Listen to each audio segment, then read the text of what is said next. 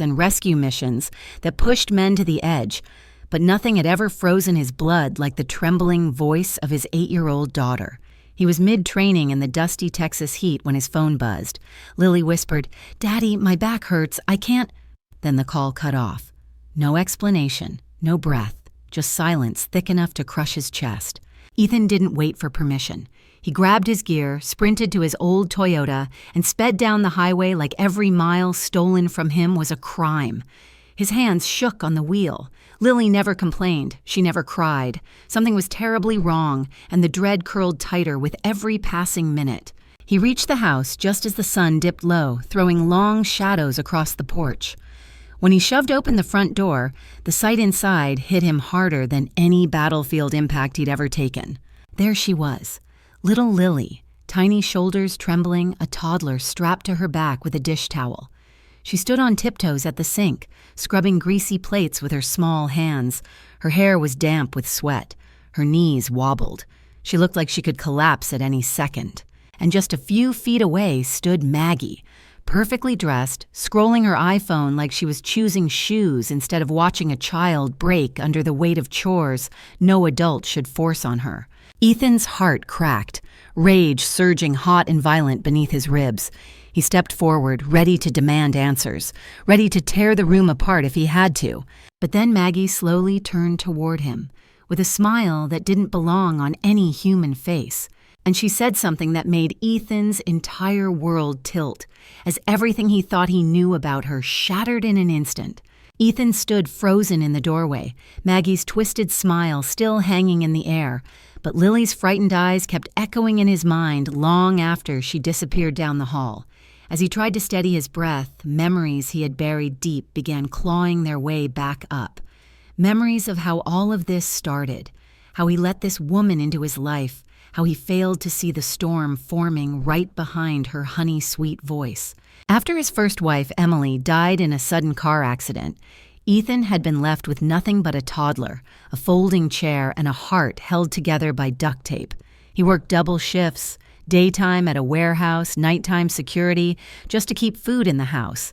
Lily, still in diapers, would fall asleep on his chest while he filled out paperwork on an old MacBook Air someone from work sold him for cheap. Those nights were quiet, lonely, but at least they were theirs. Then Maggie appeared. She worked as a receptionist at a dental clinic where Ethan brought Lily for a checkup. She smiled warmly at the little girl, brought her stickers, and told Ethan he looked exhausted. He didn't realize it then, but Maggie knew exactly how to slip into the cracks of a broken man. She brought homemade meals, bought Lily a tiny pink backpack, and always said the right thing at the right time. Ethan, desperate for stability, mistook kindness for character. Their marriage happened fast, too fast. And only months after moving into his home, Maggie's sweetness began to rot. She controlled finances, insisted on structure for Lily, and criticized everything from the way Ethan folded laundry to how he pronounced words when reading bedtime stories. He thought it was stress, maybe adjustment issues. He told himself she would soften. People always softened, right? But then she began locking the pantry. She said Lily snacked too much, said she needed discipline, said Ethan was too soft and that was why the girl cried easily. The first real crack appeared the night Lily asked if she could sleep in Ethan's room. Because the dark in her room felt angry, he brushed it off as imagination. Regret twisted in his stomach now. He should have known. He should have listened. Standing in that kitchen, watching Maggie lift her chin with smug confidence, Ethan realized the truth he had avoided for too long. This woman had never loved Lily. Maybe she never even loved him.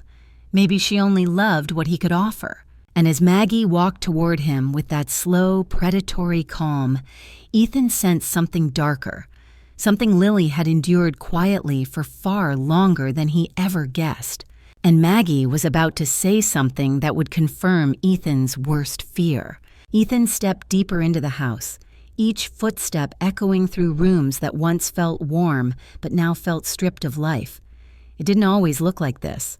When Emily was alive, their home smelled of fresh pancakes on Saturdays and sounded like Lily's toddler giggles bouncing off the walls. But now, everything looked staged, cold, neat, untouched, except for the corners where Lily's small world was shoved away like an afterthought. He started in the living room. Maggie's scented candles and polished decor made it look like a catalog home, not a place where children lived. On the coffee table sat a half-finished iced Starbucks drink next to a stack of glossy magazines. The contrast made Ethan's stomach tighten. He scanned the room for signs of Lily, her drawings, her crayons, her stuffed animals. Nothing. It was as if her existence had been erased. He walked down the hallway and paused outside Lily's room. The door creaked when he pushed it open. His heart cracked at what he saw. No posters, no toys, just a thin mattress on the floor with a blanket that looked too small for cold nights. Her tiny shoes were lined up neatly, as if she was afraid to leave anything out of place. Then he noticed the window. The draft seeped in, chilling the room despite the Texas sun still burning outside. This wasn't a bedroom. It was a holding space, a punishment disguised as minimalism. He ran his fingers over the wall, feeling the rough paint beneath his touch, imagining his daughter curled up here night after night, alone, scared and too afraid to ask for comfort. Ethan swallowed hard and moved to the kitchen. The sink was piled with dishes, the floor sticky. Lily had been doing chores far beyond her age. He could see it now in her exhausted posture earlier. Maggie's voice floated in from behind him, casual, dismissive, like everything was normal. "This house needed structure, Ethan," she said, stepping inside with her iPhone still in hand. "You baby her too much. Someone had to teach her responsibility." His jaw clenched. "She's 8. Maggie shrugged. 8 is old enough to understand her place in this house. A chill ran up Ethan's spine. Something in her tone felt rehearsed, calculated, like she wasn't talking about chores anymore. Like Lily's place was something darker, something Maggie had been enforcing for months. He turned toward her. "What exactly have you been teaching her?" Maggie's smile thinned, sharpening at the edges. She stepped closer, lowering her voice. "You'll see soon enough, Ethan. You have no idea how far things have already gone." And before Ethan could demand answers, he noticed something in the trash bin that made his heart drop and confirmed Lily's suffering went far deeper than he imagined. Ethan's pulse hammered as he stared at the crumpled piece of paper he'd just pulled from the trash. A note from Lily's school, written by her teacher, gently urging a parent to check on Lily's persistent exhaustion and frequent back pain. It was dated 3 weeks earlier. 3 weeks. Maggie had hidden it, thrown it away, ignored every sign that Lily was struggling. Ethan felt the world tilt, but before he could speak, a soft knock came from the back door. Grace Turner, his elderly neighbor, peeked inside with worried eyes. "I saw your truck, Ethan. Is everything all right?" Her gaze shifted to Maggie, and the tension in the room thickened instantly. Maggie crossed her arms, her lips curling with quiet annoyance. "We didn't invite company," she muttered. Grace ignored her and stepped toward Ethan. "I've been meaning to talk to you. Something hasn't felt right lately." She hesitated, glancing at the hallway where Lily had vanished earlier. "I've heard her crying at night, Ethan. Not once. Many times. And last week, she came to my porch asking if she could sit there just until her back stopped hurting." Ethan's stomach clenched. Maggie scoffed. "Oh, please. That child lies to get attention. Grace, you of all people should know kids exaggerate." But Grace's expression hardened into something Ethan had never seen from her. Protective anger. "Lily doesn't lie. Not about pain." She looked at Ethan again, voice trembling. "I didn't want to interfere, but yesterday, I saw Maggie making her kneel on the laundry room floor because she didn't fold towels right. Her knees were shaking." Ethan's breath left him like a punch. Maggie's eyes flashed and she stepped forward sharply. "Watch yourself, Grace. You don't know what you think you saw." "Oh, I know exactly what I saw," Grace snapped back. "And if you think I won't speak up for that little girl, you're mistaken." The air crackled as the two women stared each other down. But before Ethan could absorb any of it, his phone rang. It was Henry, his old army buddy. His voice was tense. "Ethan, listen carefully. I checked the legal database for you like you asked. Maggie filed something this morning. She's petitioning for full custody immediately. And she attached a statement claiming you're emotionally unstable." Ethan felt the ground drop beneath him. Grace steadied his arm. "Ethan, what's going on?" He swallowed hard, because Henry hadn't finished. "There's more," Henry said. "She's got a powerful lawyer behind her. someone who shouldn't know anything about you, but he somehow accessed your military records. And in that moment, Ethan realized Maggie wasn't just cruel. She was planning something far bigger and far more dangerous than he ever imagined. Ethan's grip tightened around the phone as Henry's words sank in. Emotional instability, a custody petition, a lawyer with access to military files no civilian should ever see. It felt like the floor of his home cracked open beneath him, but before he could ask more, Lily appeared at the end of the hallway, holding her side as if every breath hurt. Her eyes were red, swollen, pleading. "Daddy, I didn't mean to make trouble," she whispered. The innocence in her voice nearly shattered him. Maggie reacted instantly, stepping in front of Lily like a guard blocking a prisoner. "Go to your room," she ordered sharply. Lily flinched. Ethan snapped. "She's not going anywhere." His voice came out low, sharp, and colder than he intended, but he didn't care. Maggie turned to him slowly, arms crossed. "Don't start, Ethan. Not in front of witnesses." Grace gasped softly. "Witnesses? What do you—" Maggie cut her off. "Ethan knows exactly what I mean." She smirked, tapping her nails against her phone. "You raised your voice. You're tense. You're unpredictable. Those are all concerning behaviors, especially for someone with a military trauma history." Ethan's blood ran cold. "You're twisting everything," he growled. "Oh, am I?" Maggie tilted her head, feigning innocence. "Tell me, Ethan, if Lily got those bruises because you lost your temper, how would anyone know?" Lily gasped. "Daddy didn't—" "Quiet," Maggie snapped. That one word, sharp, practiced, cruel, ignited something inside Ethan he didn't know he still had. But he forced himself to stay still, calm, controlled. Any misstep now could destroy him. He knelt beside Lily. "Sweetheart, can you tell me how you hurt your back?" Lily's lips trembled. She looked at Maggie, then at Ethan, torn. I fell." Grace stepped closer. "Lily, honey, it's okay to tell the truth." Maggie's eyes narrowed, a silent threat. And then Lily whispered, barely audible, "She made me carry him." Her eyes flicked toward the toddler asleep in the corner. "She said if I dropped him, I wouldn't get dinner." Grace covered her mouth. Ethan's vision blurred with fury. Maggie rolled her eyes. "She's being dramatic. You know how children are."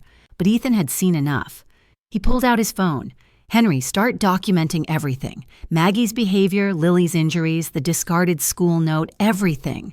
Maggie stiffened, realizing he was no longer reacting emotionally. He was preparing for war. "Oh, and Ethan?" Henry added quietly through the phone. "That lawyer backing her. Calvin Brooks? He didn't just access your records, he edited them." Ethan froze. "Edited? Why?" he breathed. Henry hesitated. "He's not just her lawyer, Ethan. He's something else." And when Ethan learned the truth about Calvin, it would change the entire game and reveal a betrayal far deeper than Maggie alone. Ethan felt the house closing in on him, every wall pressing tighter as Henry's warning repeated in his mind. Calvin Brooks had edited his military records. That wasn't just unethical, it was illegal and deeply intentional. But before Ethan could ask anything more, a loud vibration buzzed on the counter. Maggie grabbed her purse with theatrical annoyance. "I'm taking Evan to his nap," she snapped, scooping up the toddler. "I don't need this drama." But Lily suddenly swayed on her feet. "Daddy, it hurts." And then her little body gave out. Ethan lunged forward, catching her just before she hit the floor. Lily's skin felt hot, her breathing shallow, her face drained of color. Grace gasped, reaching for the girl's wrist to check her pulse with the instinct of a former nurse. "She's dehydrated," Grace murmured, alarmed, "and exhausted. She needs a doctor now." Maggie rolled her eyes. "Oh, for heaven's sake, she's pretending. She is not pretending," Ethan barked. He didn't wait. He scooped Lily into his arms and rushed out the door. Grace followed close behind while Maggie stood frozen, her expression slipping not into worry but into irritation, like this inconvenience disrupted her schedule. 20 minutes later, they pushed into the ER at St. David's Hospital. Nurses took Lily immediately. Ethan paced the hallway, fists clenching and unclenching. When the doctor finally emerged, his tone was calm but pointed. "Mr. Cole, your daughter is severely fatigued. Her back pain is from repetitive strain, consistent with carrying weight far above what a child her age should. She also hasn't been getting proper rest. Ethan's jaw tightened. Are you saying this wasn't accidental? The doctor lowered his voice. I'm not here to accuse anyone, but I will say, someone has been pushing her too hard. Grace looked at Ethan knowingly. Before they could respond, Maggie stormed into the hospital hallway, dramatically out of breath. What did she lie about now? The doctor frowned. Ma'am, this is not the time. But Maggie wasn't listening. She marched straight toward Ethan, jabbing a finger at him. You brought her here to make me look bad. You're trying to paint me as abusive so you can win custody. Ethan stepped back, stunned by how easily she weaponized the situation.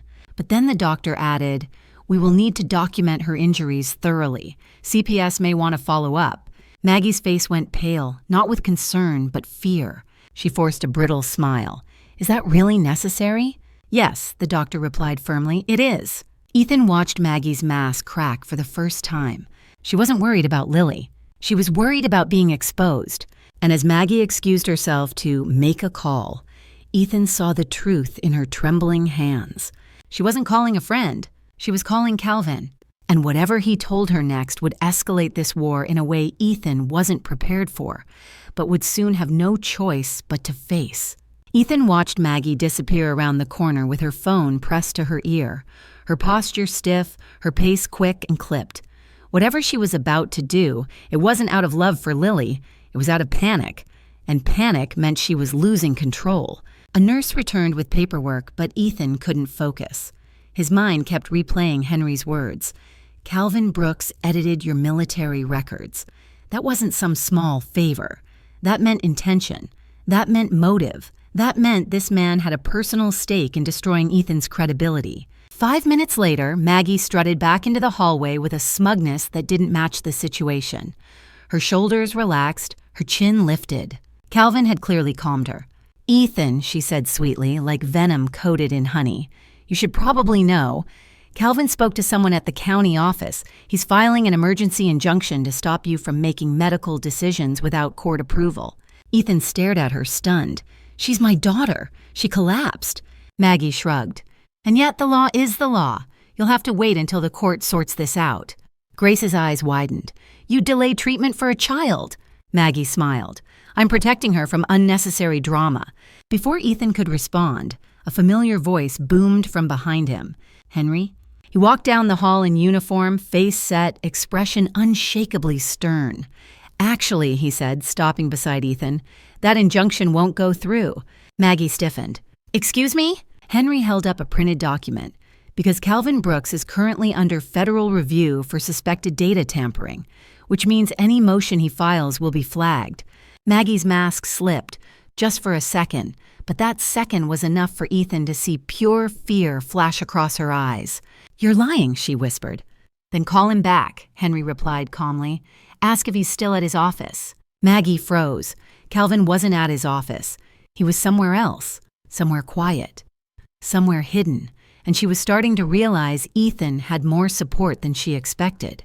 Before she could speak, the doctor reappeared. Mr. Cole, Lily is awake. She's asking for you. Ethan moved past Maggie without another glance, but she grabbed his arm at the last second. We're not done, she hissed. You think you can win. You have no idea what Calvin is capable of. Ethan pulled free. And you have no idea what I'm capable of when it comes to my daughter. Maggie recoiled, not from his strength, but from the certainty in his voice. Because for the first time, she realized Ethan wasn't scared of her anymore, and that made him far more dangerous. Ethan entered Lily's room quietly, his heart pounding with a mix of relief and fury. She looked so small in the hospital bed, an IV taped to her arm, her breathing steadier now but still fragile. When she saw him, she reached out with a weak smile. Daddy, I'm sorry. Ethan sat beside her instantly. Hey, none of this is your fault. Not one part of it. He brushed her hair from her face, swallowing the anger burning in his chest. Anger he couldn't unleash yet, not until he understood exactly who he was fighting. And that answer came faster than he expected. As Lily drifted back to sleep, Ethan stepped into the hallway and dialed Henry. Tell me everything you found about Calvin. Henry exhaled. You won't like it. This guy, he's not just some divorce lawyer. Before private practice, he worked with a federal contracting firm that handled classified data. He wasn't high level, but he had access. enough to know how to alter non-civilian records. Ethan felt the air leave his lungs. "Why target me?" "That's the part that's strange," Henry replied. Calvin didn't know Maggie before the divorce filing. She contacted him, and right after that, he filed a personal request for your service file. Ethan frowned. "Personal?" "Yeah, he didn't do it under official channels. He used old credentials he wasn't supposed to have." Something dark uncoiled in Ethan's gut. "What does he gain from helping Maggie?" he asked. Henry hesitated. "I don't think he's helping her. I think they're helping each other. Calvin needs money, he's under quiet investigation for financial misconduct, and Maggie." His voice dropped. "She's about to inherit something substantial if she wins custody." Ethan leaned against the wall, feeling cold. Inheritance. Money. Maggie didn't want Lily. She wanted what Lily came with. Before he could respond, Henry added, "And Ethan, Calvin's car was spotted near your house 3 nights ago." Ethan froze. 3 nights ago, the night he found Lily asleep on the rug outside his door, too scared to sleep in her room.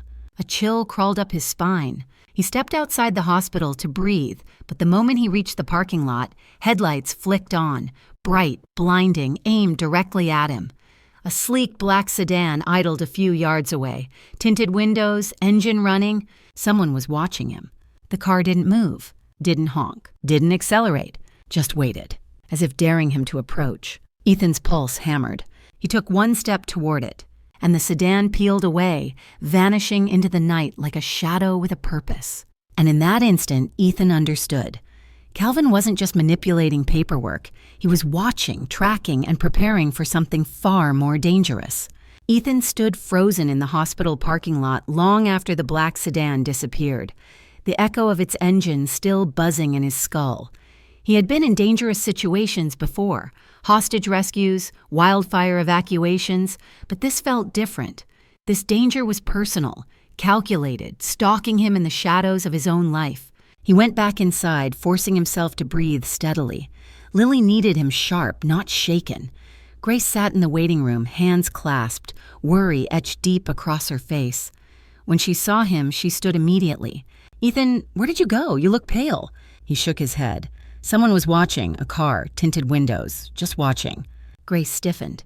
"Do you think it was Maggie?" "No," he said quietly. "Maggie doesn't have that kind of subtlety. This felt like Calvin." Grace pressed a trembling hand to her chest. "That man gives me the chills. There's something wrong with him." Ethan knew she was right, but he needed proof. Solid, undeniable, courtroom-ready truth. And there was only one person he trusted for that. Henry. He stepped aside and called. Henry answered on the first ring. "I've got something," Henry said without greeting.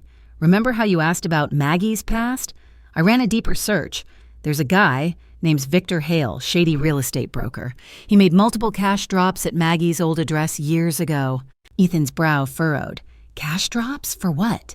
"That's the thing," Henry continued. "No clear record, but guess what? 2 days before Maggie filed for custody, she accessed a storage locker registered under Victor's name." Ethan's stomach sank.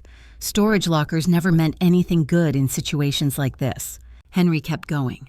"I think she's holding something for him, something worth money, something she can only control if she gets Lily." Ethan gripped the railing beside him. "So Lily's custody isn't just profit, it's leverage." "Exactly," Henry said. "And I did more digging. That black sedan you described, Victor Hale drives one. Same make, same license range." A cold wave washed over Ethan. "So now it's not just Maggie," he muttered. "It's Maggie Calvin, and a criminal who thinks I'm in his way." Grace approached cautiously. "Ethan, is Lily safe here? Should we keep her overnight?" "Yes," Ethan said firmly. "The hospital is the safest place until I know who's circling us." He looked toward the pediatric wing where his daughter slept, her small body battling exhaustion she never should have endured. But before relief could settle, Henry's voice returned, lower, darker. "One more thing. Victor Hale disappeared last month after an FBI inquiry. No one knows where he is, but someone used his ID to rent another storage unit yesterday." Ethan's pulse spiked. "Where?" he whispered. Henry paused. 2 miles from your house." And suddenly, Ethan realized the danger wasn't approaching. It was already here, tightening its grip around everything he loved. Ethan felt a chill run along his spine as Henry's words echoed in his ear. A storage unit rented under a missing criminal's ID, less than 2 miles from his home. That couldn't be coincidence. That was surveillance, preparation, a threat waiting to unfold. He clenched his jaw, glancing toward Lily's hospital room. She was safe, at least for now.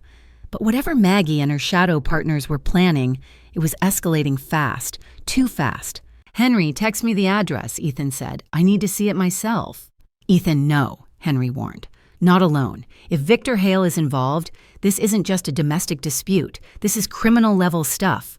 "I won't go inside," Ethan insisted. "I just need to understand what I'm up against." Grace walked over, noticing his tension. "Is it getting worse?" "Yeah," Ethan said quietly. "And I think Maggie's done more than lie. She's tied herself to people who aren't afraid of crossing lines."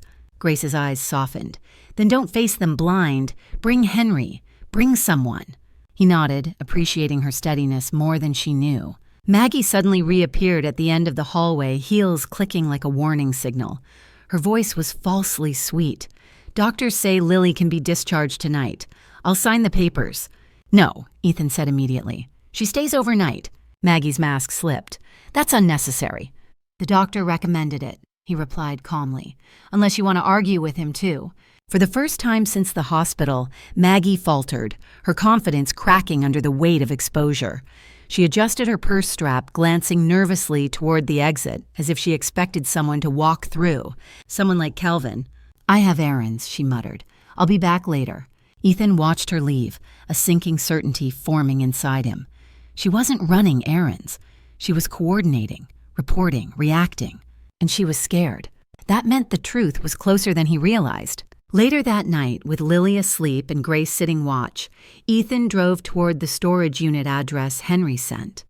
The roads were dim, quiet, the kind of quiet that made every passing shadow feel suspicious. When he reached the facility, he parked a distance away, keeping to the darkness. Each row of metal doors stretched into the night like a maze. He scanned for movement, for anything out of place. He found it. A single unit near the back had its metal door slightly raised, just an inch, but enough to know someone had been there recently, and faint boot prints marked the dirt leading toward it. Ethan crouched, heart pounding, instincts flaring alive. He didn't open the door, not yet, because a rustling noise came from inside. A voice followed. "I told you he'd come." Ethan froze. A second voice replied, colder, smoother. "Good, let him. He needs to understand what losing really feels like." And in that split second, Ethan realized he wasn't just discovering the truth. He was walking straight into the center of the trap Maggie and her allies had already set for him. Ethan dropped lower behind the row of storage units, pressing his back against the cold metal door as the voices continued from inside. His pulse thundered in his ears, but his training kicked in. Slow breathing, steady focus, no sudden movement. He needed information, not confrontation. Not yet. The first voice, a man, spoke again, agitated. "Maggie says he's gathering evidence. If he exposes her, it leads to us." The second voice, calm, calculating, answered, "That's why I told her to push harder. File for custody. Keep him distracted. Fear makes people sloppy." Custody. Distracted. Ethan's stomach tightened. This wasn't about Lily at all. She was a pawn, a bargaining chip in something larger and darker. He leaned slightly, just enough to glimpse inside through the smallest gap. 2 men stood by a metal table. One was wiry, nervous, the type who always looked over his shoulder. The other wore a suit jacket despite the heat, posture stiff, demeanor cold. Victor Hale, the same man Henry warned him about. Hale placed a black folder on the table. "Brooks needs this delivered by tomorrow. Once it's filed, Cole's credibility is gone." Ethan's blood went cold. Brooks. Calvin Brooks, the man pulling Maggie's strings, was pulling these men too. Hale flipped the folder open, revealing what looked like documents, modified reports, staged accusations, and something else. Photos. Photos of Ethan arriving at the hospital, his face strained with worry. He felt a shock of horror. They were documenting him, building a narrative. "Brooks says the military edits are done," the wiry man said. "Cole looks unstable on paper now." Ethan clenched his jaw so hard it ached. Hale continued, Tomorrow, Maggie will claim Lily told her he's been violent. Once CPS gets that, he's finished.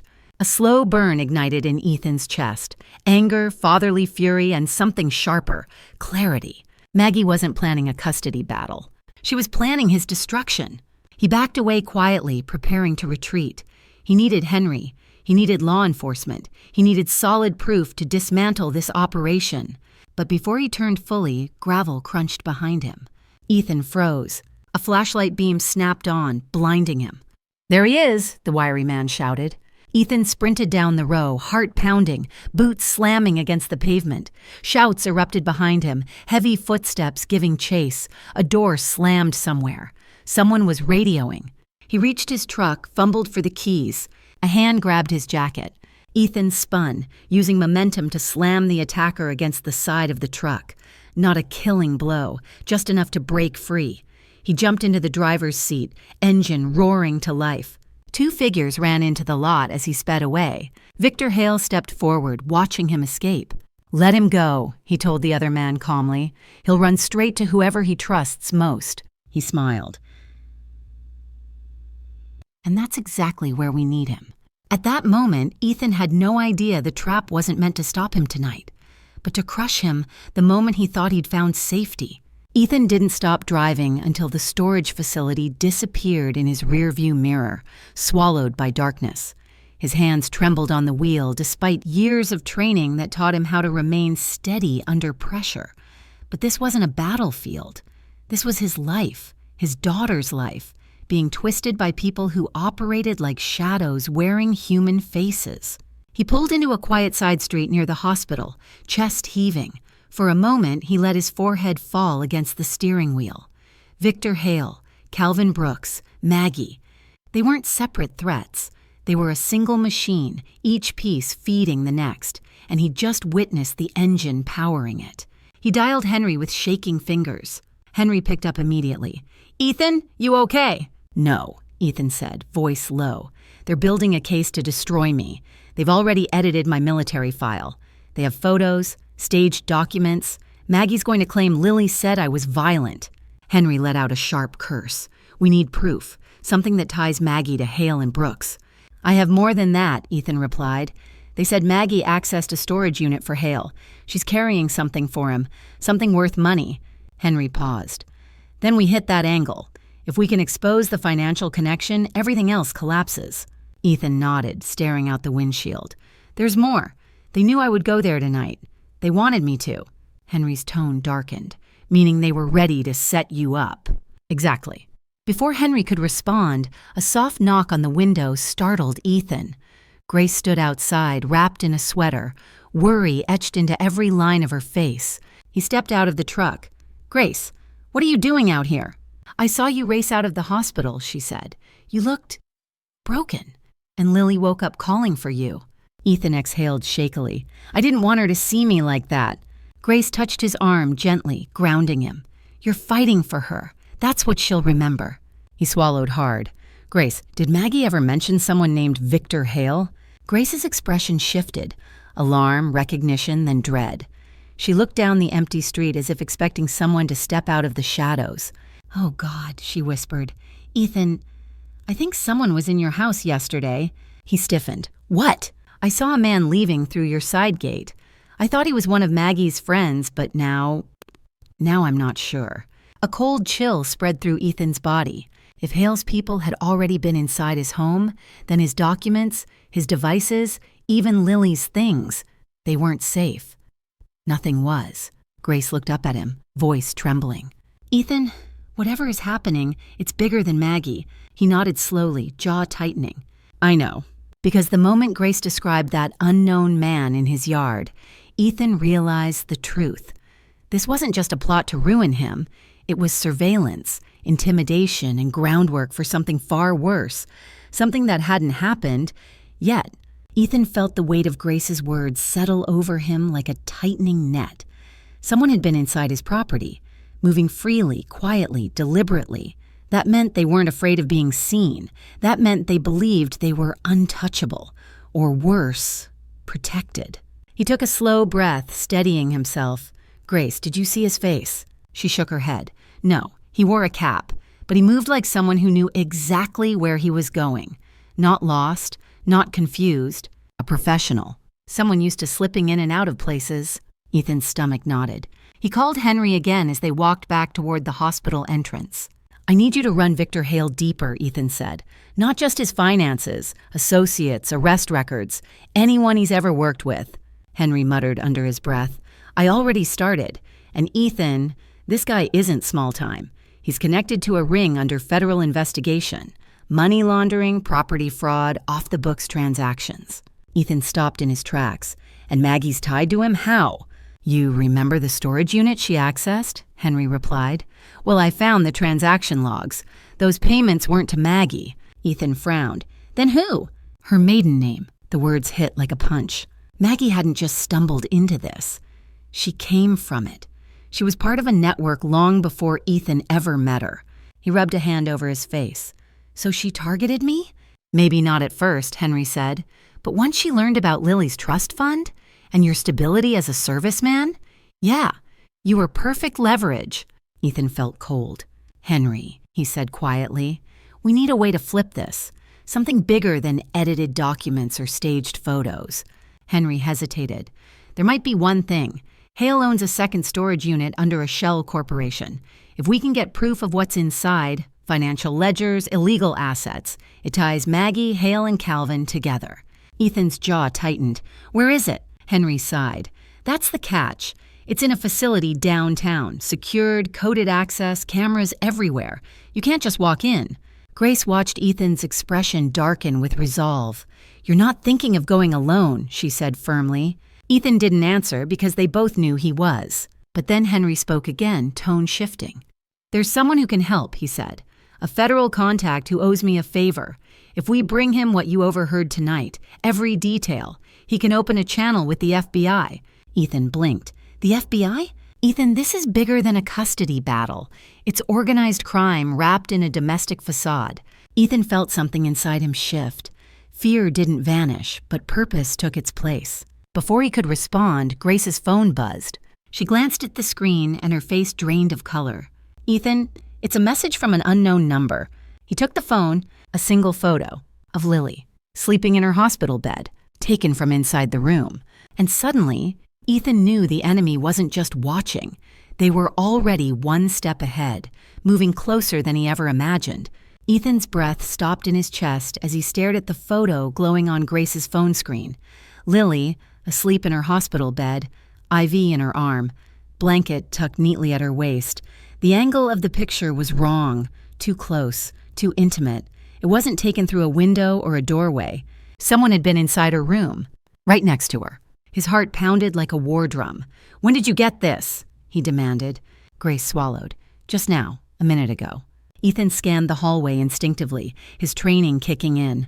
No suspicious figures, no strangers lingering, but that meant nothing. Whoever took the photo had already slipped in and out unnoticed, like a ghost with intentions far from harmless. A message followed. Stay out of things you don't understand, or she won't be so peaceful next time. Ethan felt heat rise behind his eyes. Not fear, but a burning, controlled rage. Someone threatened his daughter in the one place she should have been safe. Henry's voice crackled through the phone. Ethan, you still there? They were in her room, Ethan said, voice shaking with fury. They took a photo of her. Henry went silent. Then, they're escalating. That means they're scared and dangerous. Grace covered her mouth. Ethan, we need security. Hospital security, police, somebody. No, Ethan said immediately, surprising them both. If we call local police, Maggie will know within an hour. Calvin will know. Hale will know. Someone's feeding them information. What are you suggesting? Grace whispered. That we act before they do. He stepped away from the corridor, lowering his voice. Henry, get me your federal contact. Now, if the FBI's already investigating Hale, then this photo crosses a line they can't ignore. It's harassment, intimidation, potential kidnapping intent. I'll make the call, Henry said. But Ethan, be careful. People like Hale don't leave loose ends. Ethan pocketed the phone and returned to Lily's room. She was still asleep, unaware of the storm inching closer. He brushed a hand gently across her forehead, silently promising her that no one would touch her again. But before he could sit, a nurse walked in. Not the one from earlier. New face, no badge, no clipboard. She froze when she saw Ethan. Ethan instantly stepped between her and Lily. "Who are you?" The woman blinked, startled. I was told to check her vitals." "By who?" Ethan demanded. Her hesitation was answer enough. Security arrived seconds later, alerted by Ethan's raised voice. The woman bolted down the hallway before they could stop her. Ethan didn't chase. He didn't need to. Because taped to the inside of Lily's chart was a small white card. A business card. Calvin Brooks. And in that moment, Ethan finally understood. Maggie wasn't the one controlling this nightmare anymore. Calvin was. And he was done hiding in the shadows. Ethan stared at Calvin Brooks' business card as if it were a live wire. Sleek, expensive, precise. The kind of card a man carried when he wanted the world to know he was important, but not what he was capable of. He slipped it into his pocket, jaw tightening. Calvin had crossed a line tonight. Threatening him was one thing. Threatening Lily was something else entirely. A declaration of war. Grace hovered in the doorway, shaken. "Ethan, this isn't normal custody drama. This is criminal." "I know," he said quietly. "And that means Calvin just handed me the leverage I needed." She frowned. "What leverage?" He held up the card. "Proof he was here. Proof he, or someone under him, sent that woman to Lily's room. The FBI won't ignore this. They can't." Grace's expression softened with hope, but fear still tugged at the edges. "So what now?" "Now," Ethan said, "I stop reacting and start moving first." He waited until Grace returned to Lily's bedside, then stepped into the hallway and dialed Henry. "I've got physical proof Calvin was in the hospital," Ethan whispered, "or at least orchestrated someone being here." "That's enough to open an inquiry," Henry said. "My contact is meeting us in an hour. Bring everything, your notes, what you overheard at the storage unit, the card, all of it." Ethan felt a surge of purpose. "Where?" "Federal building downtown," Henry answered. "Parking garage, level 3. He'll find you." Before Ethan could respond, he heard footsteps, slow, measured, coming from around the corner. His muscles tensed automatically. Maggie stepped into view. For once she wasn't smirking. She looked pale, frantic, eyes darting like she was searching for exits in every direction. "Ethan," she whispered, "we need to talk." He didn't move. "We're done talking." "No." She shook her head quickly. "You don't understand. Calvin is losing control. Victor, too. I thought I could handle them, but—" Her voice cracked. "I didn't know they'd go this far." Ethan stared at her, struggling to reconcile this trembling woman with the cruel figure who had tormented his daughter. "You chose them," he said coldly. "You brought this into our lives." Maggie's eyes filled with terror.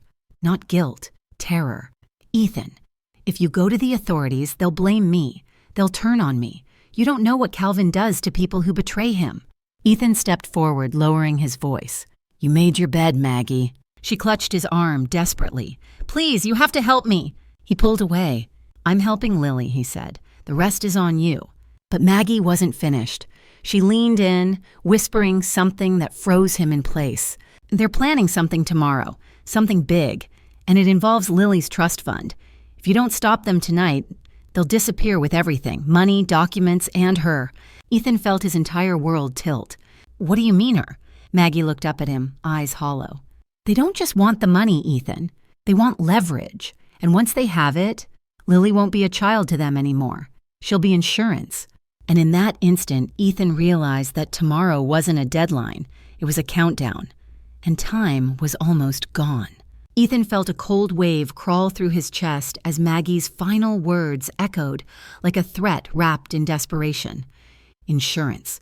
They weren't just targeting his reputation. They were preparing to take Lily if the custody angle failed. Suddenly, everything snapped into place. The surveillance, the photo in the hospital room, the edited records. Calvin and Hale weren't building a legal case. They were building a justification for something far more sinister. Maggie wrung her hands, pacing in small, frantic circles. "I didn't agree to this, Ethan. I thought Calvin just wanted the trust fund. I didn't think he'd ever harm a child." "You still let them near her," Ethan said, voice tight with rage he struggled to contain. "You let them into our lives." She flinched. "I tried to keep Lily safe, I swear. I kept them out of her room until tonight. They said you were getting too close." Ethan's blood ran cold. "So you knew about the photo?" Maggie looked down. shame flickering across her features.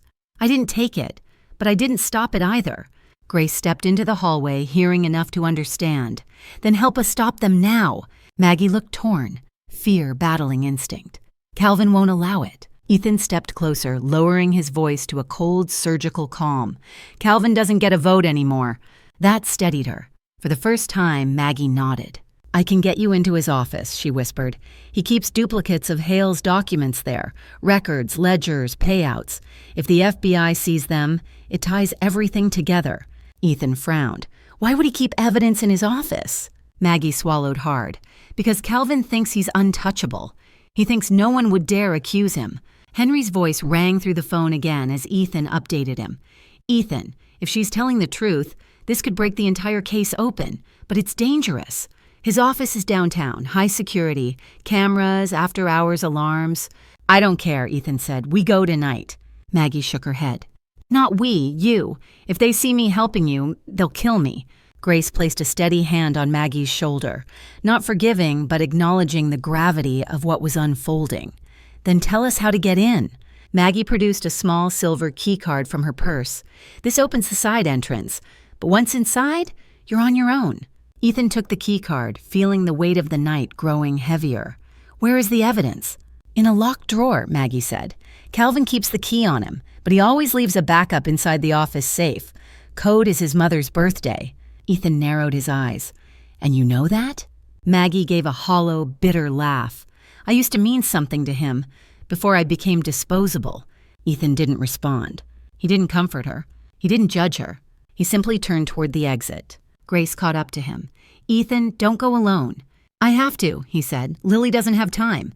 He started down the hallway. But just as he pushed through the doors, his phone buzzed with a message from an unknown number. A single line. "You're already too late." And in that moment, Ethan understood that Calvin knew exactly what was coming and was preparing to strike first. Ethan stared at the message glowing on his screen. The words, "You're already too late," slicing through him with surgical precision. Calvin wasn't guessing. He wasn't bluffing. He knew exactly where Ethan was, what he planned, and that meant only one thing. Someone was feeding him information in real time. Ethan forced himself to breathe. Panic would only cloud his judgment, and right now, clarity was the only weapon he had left. He called Henry immediately. "We've been compromised," Ethan said. "Calvin knows I'm coming." Henry swore under his breath. "I'll reroute. Meet me 2 blocks east of his office. Underground parking lot. We'll regroup." But as Ethan started his truck, another thought hit him with chilling force. If Calvin knew Ethan was coming, he might move the documents, or worse, destroy them. Evidence was their only leverage. Without it, Calvin could walk into court tomorrow morning and paint Ethan as anything he wanted. He sped through downtown Austin, neon signs streaking across the windshield. Every red light felt like a countdown. Every turn tightened the pressure in his chest. Grace's warning, Maggie's panic, the photo of Lily, everything hammered into one truth. If he didn't get something concrete tonight, Lily's life could be rewritten by criminals who viewed her as currency. The parking garage Henry mentioned came into view. Ethan pulled in and scanned the dim concrete levels. His headlights caught Henry's car, but something felt off. Too quiet, too still. Henry stepped out, hands raised. A signal. They weren't alone. Ethan killed the engine and slid out cautiously. "Top level," Henry whispered, nodding upward. "Black SUV, been sitting there since before I arrived." Ethan's pulse tightened. Calvin? Maybe Hale, or someone working under him. Before they could strategize, the elevator dinged. Both men spun toward it, muscles coiled. But instead of an attacker, a figure stepped out wearing a dark suit and holding a briefcase. Middle-aged, calm, federal. Henry exhaled. "Ethan, this is Agent Rowe. He's the contact I told you about." Agent Rowe approached, eyes sharp and assessing. "Mr. Cole, Henry told me everything. If what you overheard is accurate, we're dealing with a multi-layered criminal network. But without documentation, we can't issue warrants." Ethan stepped closer. "Calvin's office has what you need. Ledgers, payouts, connections to Hale." Rowe nodded. "Then we move fast. I can get you inside. But once we're in, it's critical you follow my lead," Henry added grimly. "And Ethan, if Calvin knows you're coming, he might not be alone. Ethan tightened his fists. Good, let him be there. Roe studied him. If he is, this won't be a clean extraction. You understand? Ethan's voice was steady, cold. I'm not here for clean. I'm here to end this. Roe gave a single nod. Then let's finish it. They headed toward the stairwell, but when they reached the top level, the black SUV was gone. Not driven away. Abandoned. Door open. Engine still running. And on the driver's seat lay a single manila envelope with Ethan's name written across it. Inside was something that would shatter everything Ethan thought he understood, and prove Calvin's next move had already begun. Ethan stared at the manila envelope as if it were a venomous snake coiled on the driver's seat. His name, written in neat, deliberate handwriting, sent a cold ripple through him. Henry and Agent Rowe flanked him, both tense, both waiting. Don't touch it yet, Rowe warned. He scanned the SUV interior with a tactical eye. Could be a threat, could be bait. But Ethan already knew. This wasn't a bomb. This was psychological warfare. Calvin wanted him to open it. Ethan reached in slowly, lifted the envelope, and slid out the contents. The first page froze his blood. It was a court document, a drafted emergency custody order. But the signature line, his signature, was already forged. Henry stepped closer. They're staging you as having voluntarily surrendered custody. Ethan's jaw clenched. I would never sign that. There's more, Rowe said, pointing to a second sheet. Ethan lifted it. A medical report, fabricated, stamped, sealed, claiming Lily told a nurse she was afraid of her father's anger. Ethan felt nausea rise. Lily never said anything like this. But the report looked official. Too official. Calvin was preparing a narrative in advance. Then came the third item, a flash drive, black, unmarked. Rowe slipped on gloves and plugged it into a secure reader. A video appeared. Ethan's breath stopped. It was him, entering the hospital earlier, exhausted, frantic, carrying Lily. But the footage was edited, cut in ways that made his panic look like aggression. In slow motion, it showed him gripping Lily too tightly, turning too sharply, nearly stumbling, spun to look dangerous instead of desperate. Another cut showed him arguing with Maggie, but the audio was replaced with a voiceover mimicking him. She needs to learn the hard way. Ethan stepped back, horror twisting inside him. This is fake, all of it, Henry swore. Deep fake tech, clean, precise. Brooks has access to high-end tools. Rowe's expression hardened. If this video goes public or to CPS, you'd lose Lily instantly. You might even face charges. Ethan felt the world tilt. Calvin wasn't just preparing to destroy him in court. He was preparing to destroy him everywhere. The final item in the envelope was a handwritten note. Ethan unfolded it, and a chill spread through his entire body. You were never the target, Ethan. She was. And tomorrow, her life changes forever. Unless you back down now. Rowe exhaled sharply. He's escalating beyond custody. This is coercion with intent, kidnapping indicators. Ethan felt something inside him snap into place. Not fear, not panic, focus. A single razor-sharp purpose. We're going to his office, Ethan said, voice low, steady. Tonight, no delays. Rowe nodded. We go in under federal authority. But Ethan, you follow every instruction. Henry added. And buddy, don't lose your head. Calvin wants you emotional. That's his weapon. Ethan lifted his chin. He took a photo of my daughter in her hospital bed. He forged my signature. He thinks he knows who he's dealing with.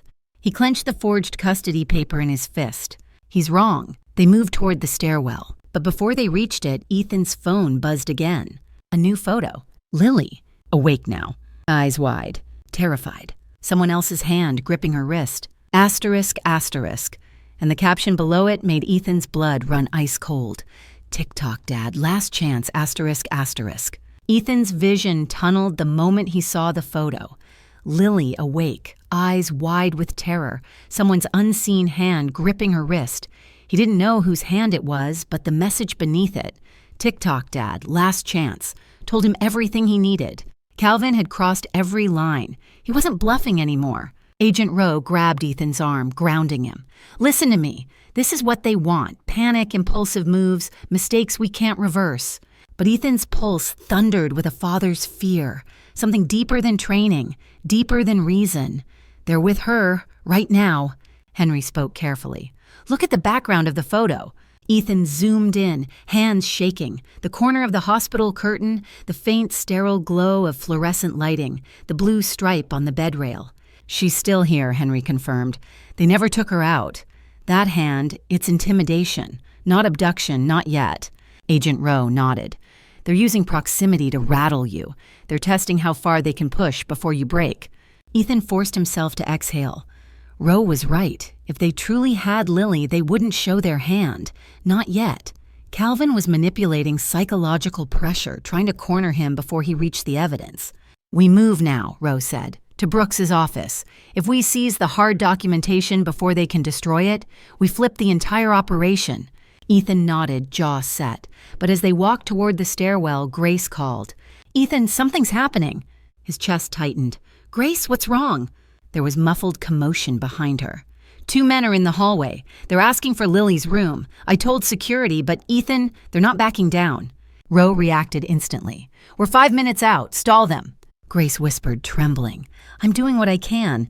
Ethan felt a fire ignite behind his ribs. "Grace, don't put yourself in danger." "My place is with Lily," she said softly. "Hurry." The call ended. Rowe moved fast, leading them through the garage. "Here's the plan. Henry, you get to the hospital. I'll send backup behind you. Ethan, you're with me. Calvin won't act until he's sure you're off his trail. That gives us a tiny window." Ethan hesitated. "My daughter—" Rowe turned sharply. "We're not abandoning her, but if Calvin's office is wiped before federal agents arrive, then we lose everything that can protect her long term.